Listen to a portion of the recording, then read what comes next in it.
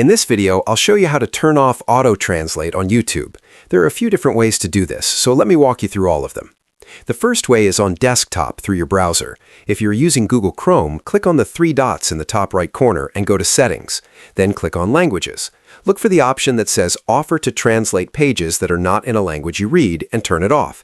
This will stop Chrome from automatically translating YouTube pages. The second way is to change the audio track on an individual video.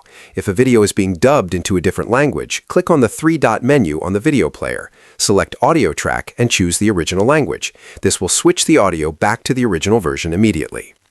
The third way is through your YouTube account settings. Click on your profile picture and go to Settings. Then go to Playback and Performance. Under Preferred Languages, adjust your language settings to match the language you want to watch content in. This can help stop automatic dubbing on videos. The fourth way is to make sure your main Google account language is set correctly. Go to your Google account settings and set your preferred language. This can prevent YouTube from automatically translating video titles and descriptions. That is how you do it.